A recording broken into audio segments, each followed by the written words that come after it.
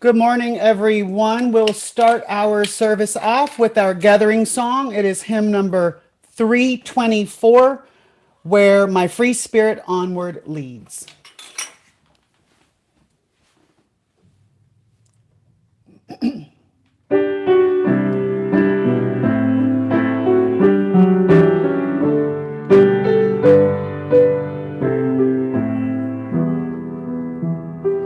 Where my free spirit onward leads, well, there shall be my way. By my own light illumined, I've journeyed night and day. My age or time-worn cloak I wear, as once I wore my youth. I celebrate life's mystery, I celebrate death's truth. My family is not confined to mother, maid, and child, but it includes all creatures, be they tame or be they wild. My family upon this earth includes all living things, on land or in the ocean deep, or borne aloft on wings. The ever-spinning universe, well, there shall be my home. I sing and spin within it, as through this life I roam. Eternity is hard to get, and harder still is this. A human life, when truly seen, is briefer than a kiss.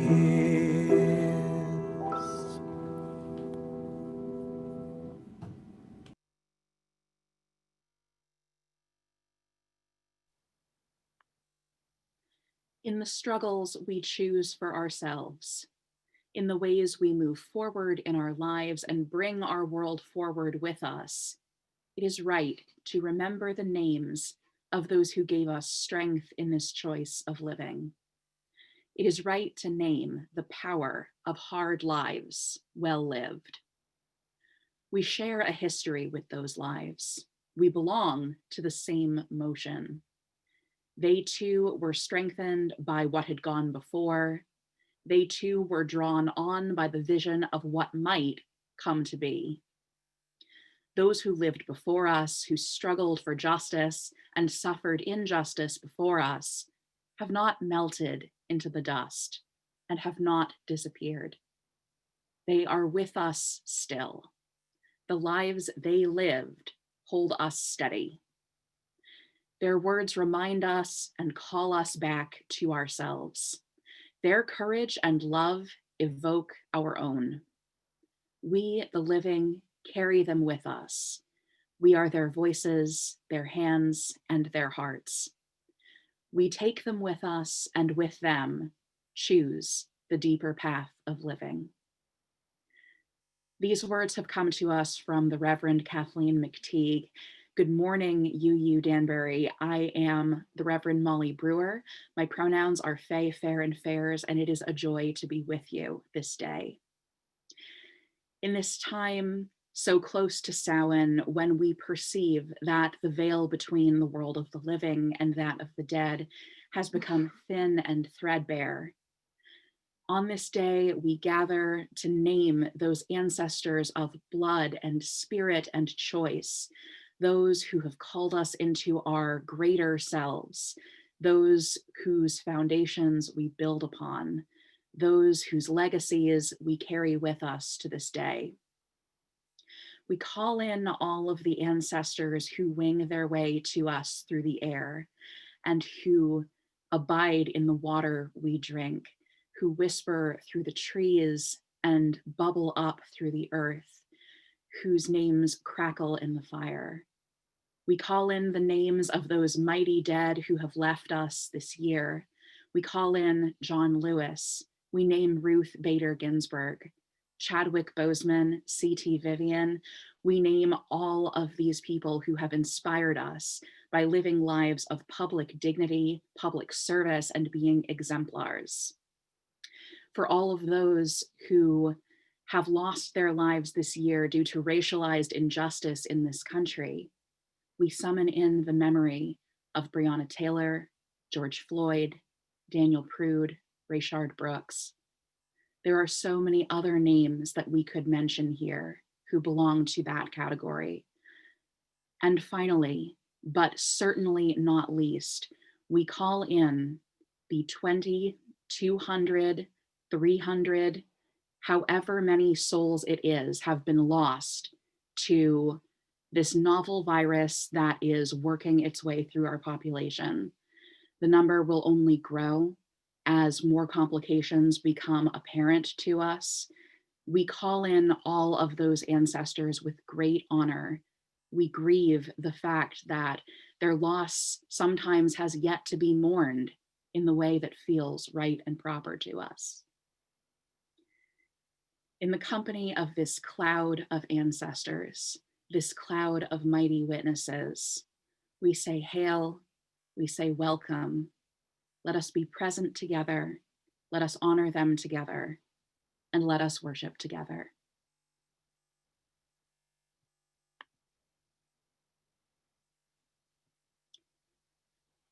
I now invite you to join me in our chalice lighting affirmation. And those words are printed in the order of service on your screen.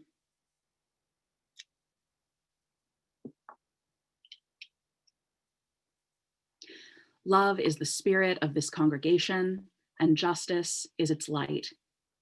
This is our covenant, to dwell together in peace, to seek and speak the truth in love, to help one another and celebrate life.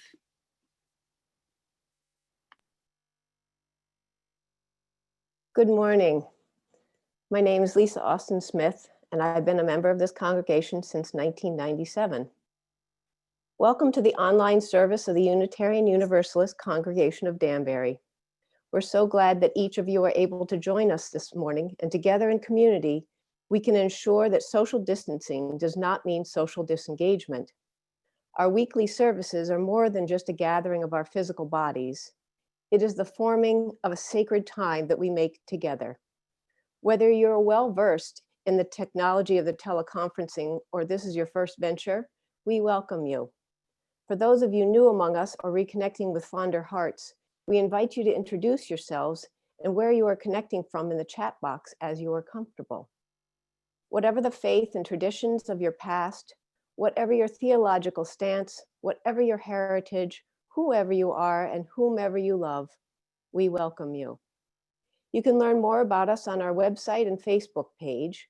We encourage you to share our Facebook page and reach out to others who may be isolated at this time and might benefit from the spiritual connection with our loving community. I started coming after moving to the area from Stanford and the UU congregation there. My husband and I dedicated both our children into the UU community, and I'm so glad they grew up with a community of loving and supportive people that cared about who they were and what they were doing. I had a rather eclectic spiritual background. My family attended the Congregational Church in Webster, New Hampshire during the summers, where we always sat in the third pew from the right, from the front, because that was our family pew, for which we have the deed.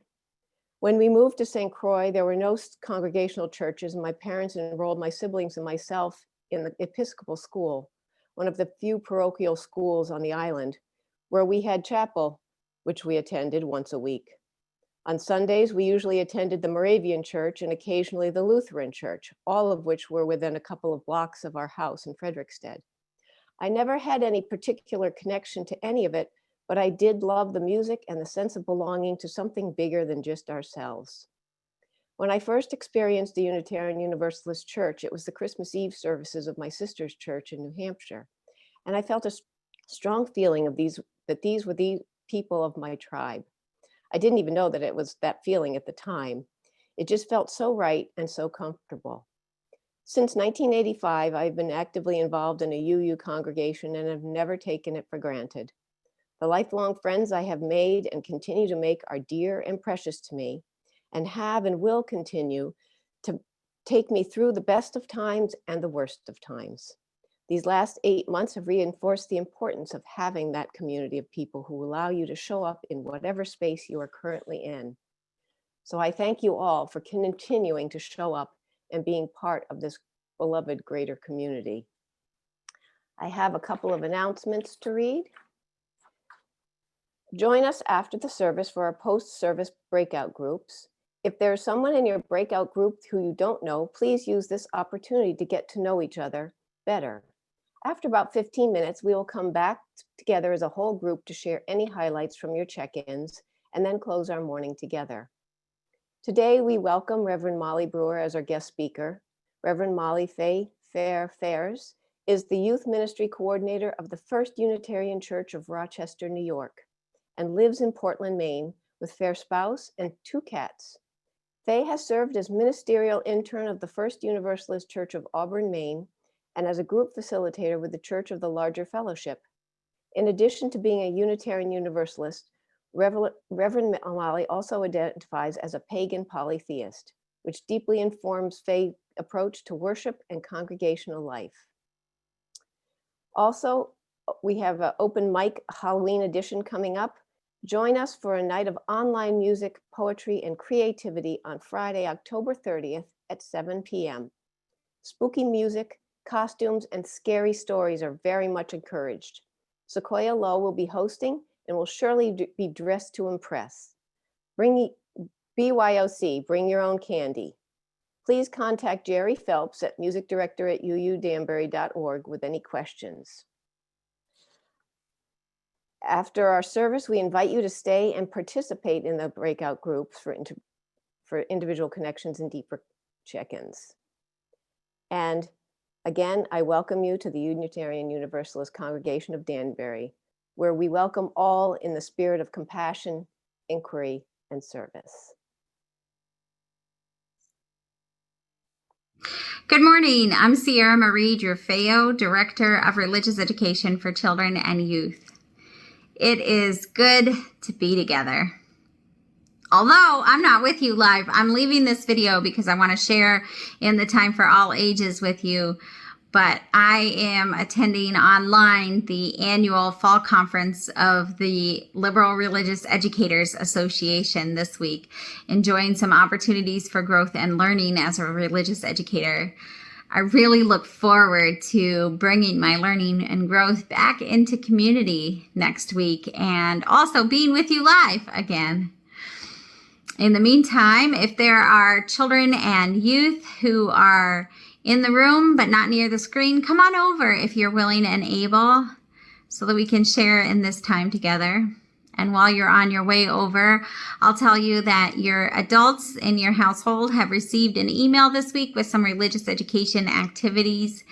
And if you haven't had a chance to do any of those activities this weekend, I hope you'll have a chance to do one of them today.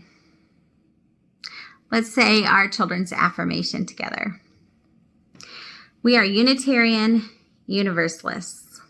We are people with open minds, loving hearts, and helping hands. Speaking of being Unitarian Universalists, I brought a Time for All Ages about Unitarian Universalism today. Here's my Time for All Ages basket with pictures of people on it who could be Unitarian Universalists. What makes us Unitarian Universalists is not that we come from the same places or live the same kinds of lives, do the same things. even that we have the same beliefs. What makes us Unitarian Universalists is something else that we share. Principles, promises, a rainbow of promises about how we want to be together and how we want to live in the world. And these principles, these promises make us one. They make us a faith community, a religion, which has many sources, comes from many places. There are many roots that nourish and feed and grow the fruits that we call our promises. One of those roots are people that we call prophetic people. People who help us live into the spirit of love and justice. We call them prophets because they tell us of a world that is not yet, but that could be if we were living this spirit. Some of these people are living, and some of these people are dead, our beloved dead. And one of the people who recently died, Alandria Williams. Here is Alandria standing behind a microphone with hands up in the air, talking about this world of love and justice. Prophets tell us that there are things that the world might say. This is a picture of like a city or some manufacturing places, something like that. There are things that the world might say that keep us from living love, living justice. But we have to keep trying to come closer to love and justice.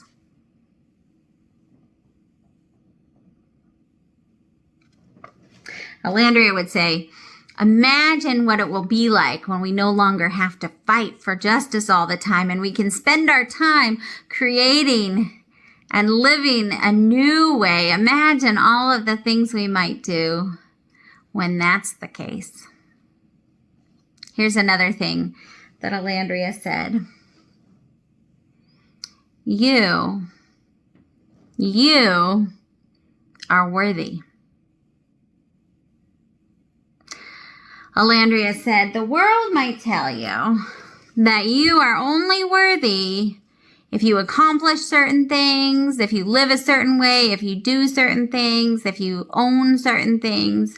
The world might tell you you're only worthy if you're this kind of student, or you accomplish certain things when you do your homework, or you have a certain kind of job. The world might say those things. But love, this spirit tells us differently. Alandria said, remember, you are divine. You are a body which is light. Watch this. Which is light.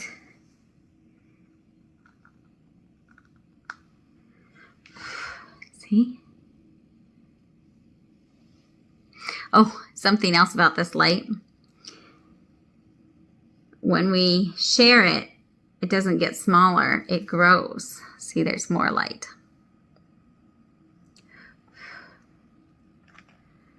Alandria said, you are light, and you are wonderful, beautiful, dark.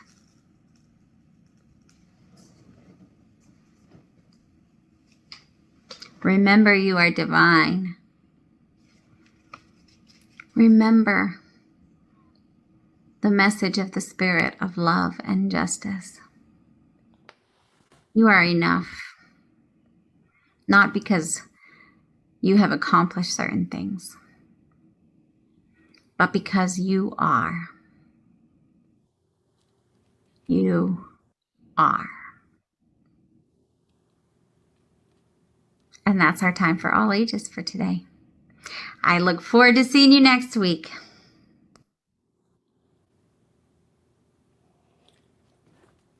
Thank you, Sierra Marie. We've reached our time for shared milestones. And during this time, remember, if you would like, you can share in the chat window of Zoom. You could drop a stone in a bowl on camera silently or light a candle on your own. I'll be playing some music in the background while you do those things.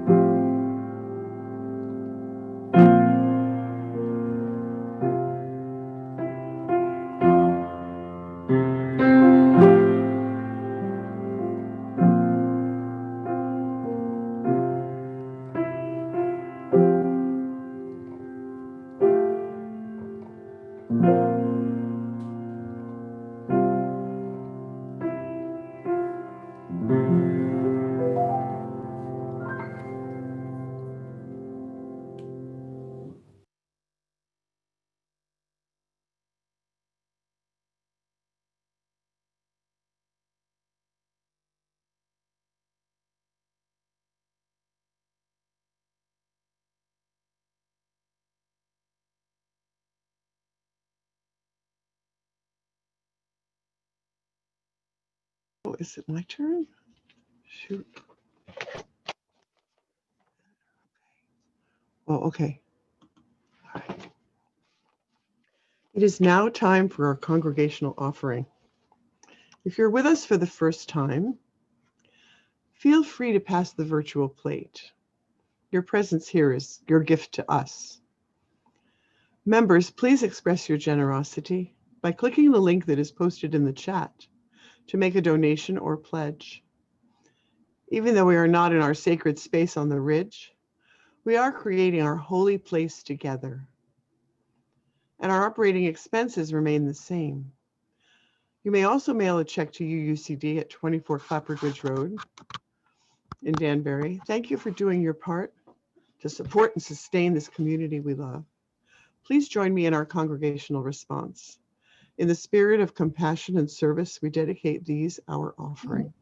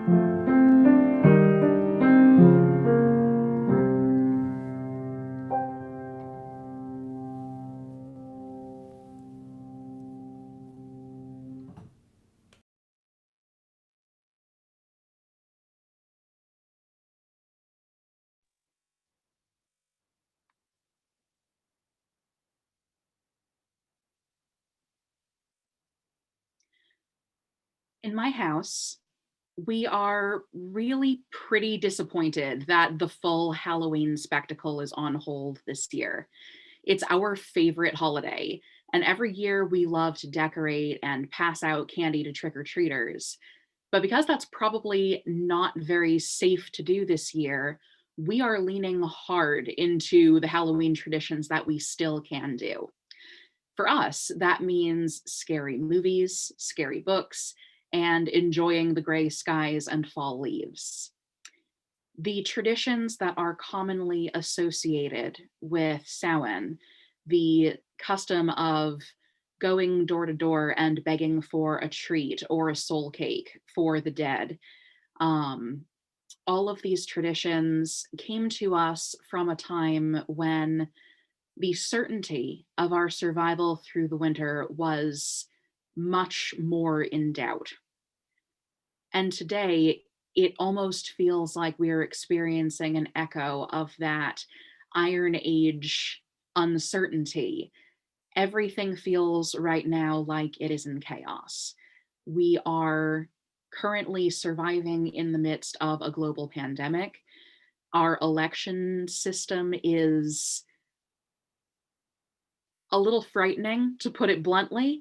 There is the possibility of turmoil and upheaval to come, and we have already seen so much this year. I want to acknowledge that this year is very, very hard, and there have been so many losses and layers upon layers of different griefs. And so, in that spirit, in the spirit of engaging with the things that are frightening to us, in the spirit of clinging to each other in the hopes of surviving the long and frightening winter, I am going to offer you a short summary of A Scary Tale from 1842 by Edgar Allan Poe. You might have read this one before. I trust that I don't have to spoiler warn for a nearly 200-year-old story, or you might have seen the movie version with Vincent Price at some point. but I think you'll probably understand why it's been on my mind lately. The Masque of the Red Death tells the story of a kingdom where a terrifying plague, which is colloquially called the Red Death, stalks through the land and cleaves the population in half. Prince Prospero, who is the ruler of this kingdom, summons 1,000 healthy courtiers to join him in one of his fortified abbeys where they can wait out the disease. All of the entrances and the exits are sealed to prevent commoners who might be carrying the plague from entering. And meanwhile, all of the creature comforts of these rich knights and ladies are taken care of. They have access to rich food, beautiful surroundings, fun company, music, art, entertainment. After about 6 months of this isolation where the aristocrats want for nothing, the prince decides to throw a grand costumed ball just for the occupants of the abbey. The ball is garish and luxurious, and the only thing that interrupts the revels is the hourly tolling of the clock. At the stroke of midnight, however, the guests become aware of someone among them wearing a burial shroud, dressed as someone with the symptoms of the dreaded disease. Horrified by this poor taste in one of his guests, the prince demands that the figure be unmasked so that all can see who dares disrupt their good time by bringing in the specter of the bereavement and suffering going on outdoors. However, none of them are able to do so because this mysterious figure had brought the plague inside, and soon the disease rips through the abbey, and the prince and his company are subject to the same laws of nature that his people were, and meet the same fate from which they had failed to protect the common people. Now, this happens to be one of my favorite stories from Poe, but it is obviously very grim. It is a pretty upsetting story, and part of its power comes from the fact that it's easy to imagine such an event happening in our world today, as the president hosts super spreader events in the White House garden. But there's another twist here too, also relevant to our current moment. The president, just like Prince Prospero in Poe's tale, believes he is exempt from honoring his responsibility to those he claims to govern, as long as he has his earthly comforts. A bevy of entertainments, food, wine, and of course, protection exists, all locked within the prince's abbey, impervious to the woes and travails of those outside who are forced to coexist with the plague. About Prince Prospero's jolly company, although he could easily have been talking about our current administration in Washington, Poe says, "The external world could take care of itself. In the meantime, it was folly to grieve or to think." The prince and his aristocratic friends, sequestered away in their abbey with no exits, consider themselves above the rabble who might need to fear the sickness. But when a disease works its way through our population, all our fates are intertwined. And for many, the appeal of this story comes from the illustration of death as leveler and equalizer. None of us, no matter how rich or powerful or healthy right now, is exempt from our lives one day coming to an end. And this means, for however long our lives or our spirits last, we can never be truly out of relationship with those we have lost. To put ourselves out of communion with them, to ignore their contributions, their lives, their lessons, and their piece of the human tapestry is to deny one of the fundamental things that unites us in common purpose and experience. Friends, despite what economists who want a restart to business as usual tell us from within their castles, it is never folly to grieve, especially not here in this shared house of the spirit, especially not now in this year of so much loss as we approach Samhain and All Souls, a time recognized in many cultures as a time of remembrance. Indeed, one of the things this year most persistently asks us is, how can we faithfully honor the memory of those we love? After all, would our grandparents or our great-grandparents or our beloved friends, anyone in our memory who cared for us and loved us into being and into our best selves, have wanted us to live a life where we leave the house no more than once a month? Is that what they lived and sacrificed for? And that's a fair question. Some of us had familial ancestors who fled other lands, who fled oppression and survived in spite of harsh conditions. All of us have loved ones, whether or not they are related to us by blood, who we count among our spiritual ancestors, who would not have wanted this suffering and sadness for us. We tell stories of their resilience, their indomitable spirits. But there's a mirror image to this resilience too. Within each of our ancestries of both blood and spirit, there is a legacy both of struggle and of privilege. And often, especially for those of us who are white, there is a reluctance to own and accept the things our ancestors might have done to oppress others. Many of us probably have a Prince Prospero somewhere back in our family tree, whether we knew them or not. This is a fact of how we have come to be here in the present day. And this inequality that some of our ancestors began is still perpetuated to this day. But the Masque of the Red Death demonstrates for us how this inequality of resources and privilege, the ability of a few to isolate in comfort while forcing others to brave the dangerous conditions of sickness and pandemic to maintain that comfort and denying that the threat exists, is the ultimate dishonor to the memory of the dead. This is why it is necessary to tell the stories of the past, not only to lift up the good and laudable things our loved ones did in their lives, but also to remind us that legacy is complex, that we cannot be out of relationship with our past if we are to have a future, and that each of us, whether living or dead, is a being far more than the worst or even the best thing we ever did. Our beloved dead aren't the only ones we look to for this kind of inspiration, nor the only ones on whose foundations we're building or from whose roots we emerge. In many neo-pagan traditions, we also honor those we call our mighty dead. In our UU tradition, we might refer to the mighty dead as the prophetic people named in our sources.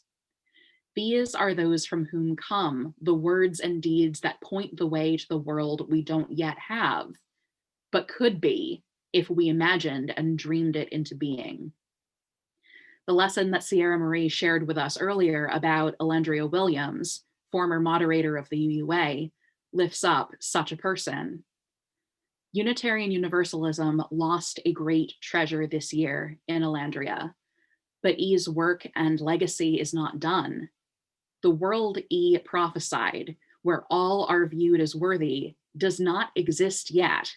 It doesn't even exist in Unitarian Universalism writ large yet, although some of our spaces do manage to achieve that ethical standard. We have many prophetic ancestors to draw from in our faith, from Reverend James Reeb and Viola Liuzzo, both of whom were killed during the struggle for civil rights in the 1960s, to Reverend Marjorie Bowens Wheatley, a Black leader within Unitarian Universalism who was beloved by colleagues in ministry, to Reverend Waitstill Sharp and his wife Marjorie, who rescued Jewish refugees from Nazi-occupied Europe during World War II, to lay leaders like Alendria and Denise Davidoff, who took prominent roles in the formation and survival of our tradition today. Our mighty dead are many, and each of them fought as the complex people they are to make our shared vision of a world where all are valued and all are worthy a reality in their time. Reverend Kathleen McTeague reminded us in our opening words that we share a history with those lives. We belong to the same motion. It's true that right now, in a time of chaos and unpredictability, merely managing to survive is a way of honoring the memory of those who died to bring us to this moment. And for some of us, that's the most we can do. And our beloved and mighty dead who have seen us to this point, who have witnessed our suffering and our sadness in this impossible year, would probably forgive us if that's all we can manage to do until the pandemic is over. But one thing we cannot do if we are to honor them is abandon them, especially our loved ones who have died of COVID, from the racialized injustice of unequal access to healthcare, from mental health troubles as a result of the pandemic, or other complications from this profoundly changed reality. These souls cry out for remembrance and for justice. Our connections to those we have lost have not vanished. Just like our changed world, they are merely different than they were before. The Masque of the Red Death is an unapologetically horrific story, and one we do not deserve to be living right now.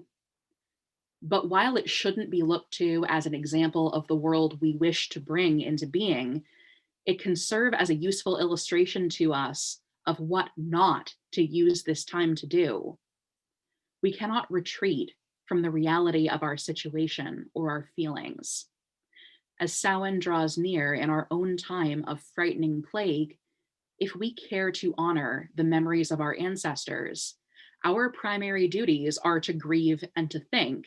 Those two things Poe tells us were forbidden in the confines of Prince Prospero's Abbey, and these are among our primary duties.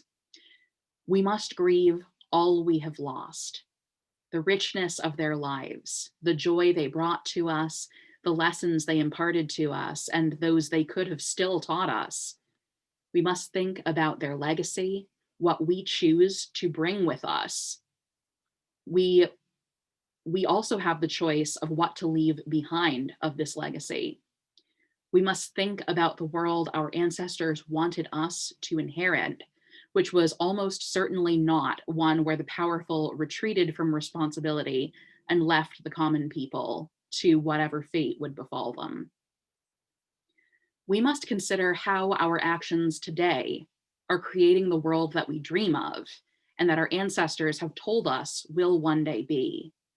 Those who deign to call themselves our leaders are abandoning us for a sealed chamber full of their own pleasures, but we, locked outside of that rarefied world, cannot help but be reminded of the ties that connect us to all, whether living or dead. It is these actions, the grieving, the thinking, that create a sense of remembrance. It is our living that creates remembrance.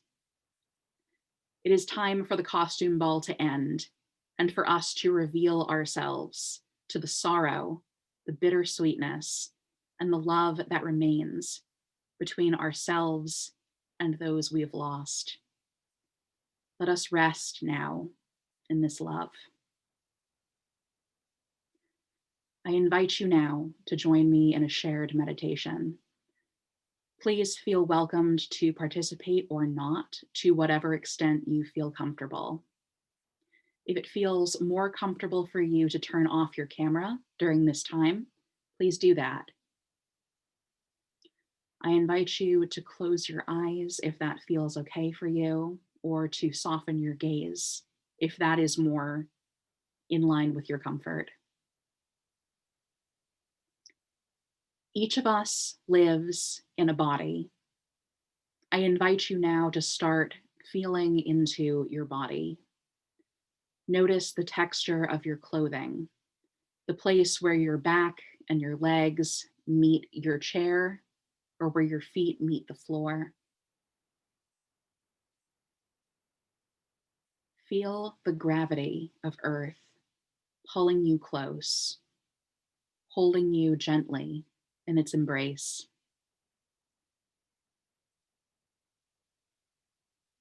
In this place of sanctuary where you are held by the earth air, and sky, know that you are a beloved child of the earth and of the divine love that unites all humanity.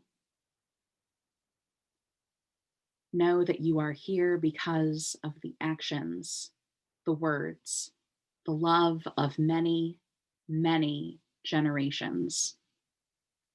You are here in this moment because so many humans have participated in your creation. Ancestors of blood, of spirit, of choice, traveled over the seas, over the land, bringing traditions across time to bring you here. These people, for better or worse, are part of your community. They are part of our community. Held in the embrace of earth, recognize that in this space, there is no border that separates your spirit from those of your beloved dead. The ones you love, the ones you have lost, are here with you, summoned by your memory. If you wish, if it feels comfortable, I invite you to conjure their faces in your mind's eye or remember the sensation of their presence. Remember in your body and in your heart how it felt to be with them. Remember the hugs they gave you that comforted you when you were afraid or sad. Remember the way they smelled, if you're able. Remember how it made you feel to be in their presence, to share in the happiness of their presence. If you feel loss, that's okay. If you miss them, that's all right too. These things are merely part of what it means to grieve, to think, to be. Allow yourself to unfold these feelings gently and let them pass through your heart. If it feels comfortable to you, I invite you to speak these beloved ancestors' names aloud in the space where you are, or think them silently, one by one. There's no need to unmute yourself. If you choose to speak, know that many are doing this together with you across miles. Know that we are remembering together. I name Debbie Matthews. I name Betsy Parsons. I name Jim and Annalisa Brewer. I name David and Molly Bage. Acknowledging these names in this sanctuary of your heart has great power. Feeling into each of these names ensures that the gifts these people imparted to you will not be lost. Each of these people contributed to the uniqueness of who you are. Each of them is tied to some part of your spirit, and that is a connection that cannot be dissolved with time. Allow yourself to summon the memory of each of these people. Turn that memory over in your mind. Notice, simply notice without judgment, how that memory makes you feel, and let that feeling pass easily through you. These people are still here with us, our bright and shining ones, our beloved and mighty dead. Know that their love and their care is holding you up, even now, just as the earth and the air hold you tenderly. Allow yourself to relax into, to rest in this great love.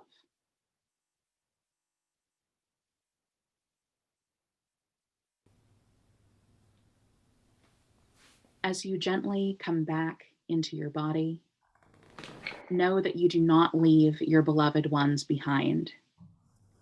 They are with you each moment, even when they are beyond your sight. Be with us now. Let us breathe together.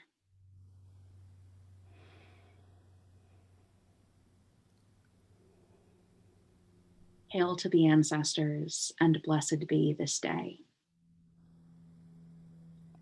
I invite you now to join me in singing our response hymn, Spirit of Life.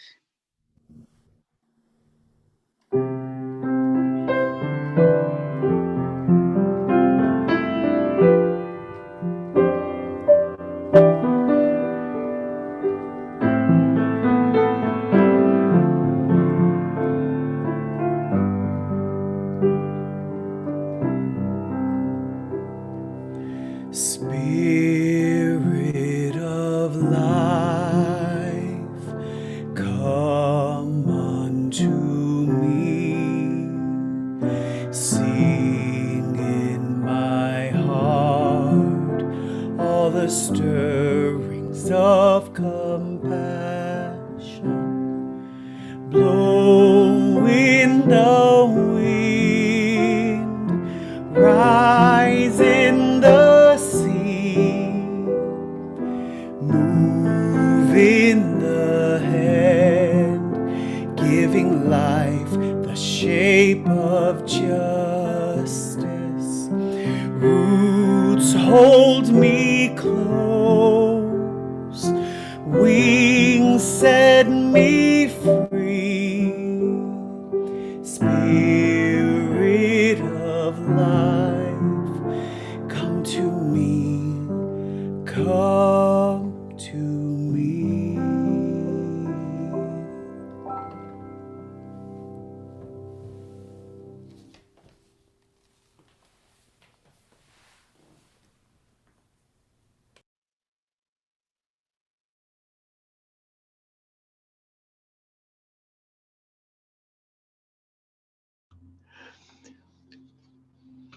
We extinguish this flame, but not the light of truth, the warmth of community, or the fire of commitment. These we carry in our hearts and out into the world until we are together again. Now we will join Jerry in our closing hymn, 1001.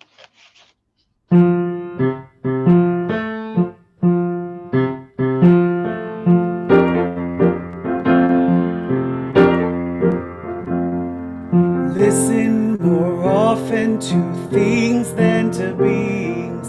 Listen more often to things than to beings. 'Tis the ancestors' breath when the fire's voice is heard. 'Tis the ancestors' breath in the voice of the waters. Zawish, wish. Those who have died have never, never left. The dead are not under the earth. They're in the rustling trees, they are in the groaning woods, they are in the crying grass, they are in the moaning rocks. The dead are not under the earth. So listen more often to things than to beings. Listen more often to things than to beings. 'Tis the ancestors' breath when the fire's voice is heard.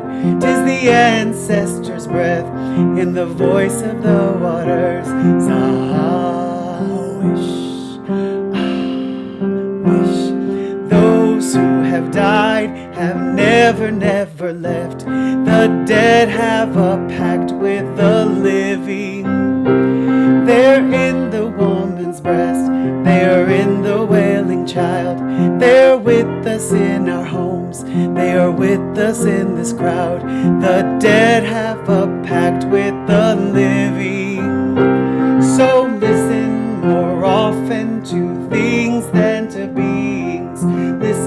more often to things than to beings. 'Tis the ancestors' breath when the fire's voice is heard.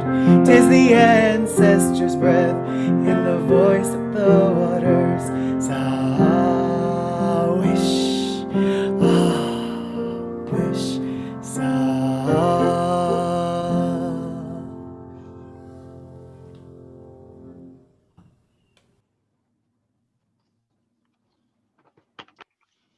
Reverend Kathleen McTeague says again, in the struggles we choose for ourselves, in the ways we move forward in our lives and bring our world forward with us, it is right to remember the names of those who gave us strength in this choice of living.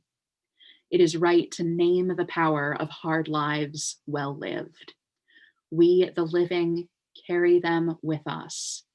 We are their voices, their hands, and their hearts. We take them with us, and with them, choose the deeper path of living. As you go out into the world today, may you remember that even those you have lost, even those you feel you have not yet had a chance to mourn properly, all of them are still with you. You have not missed this chance to be together with them, for they are with us always. Amen. Blessed be, and go in peace.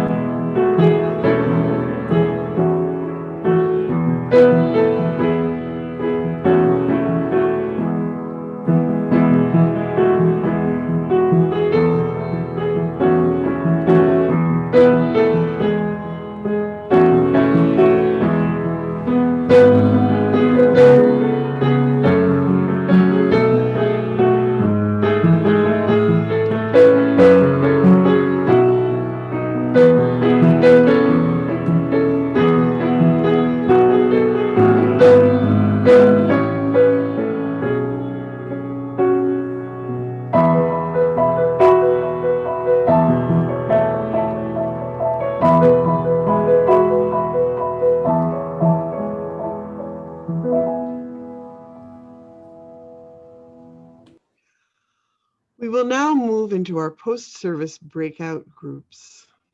The primary purpose of our breakout groups is to allow for a deeper check-in with each other.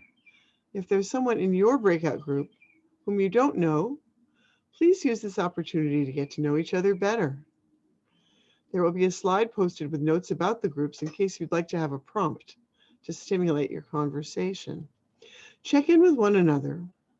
Enjoy the magic of ending up in a group with 4 to 6 people you might not talk with otherwise. After about 15 minutes, we will come back together as a whole group to share any highlights from your check-ins and then close our morning together. We are so glad you've all been with us this morning.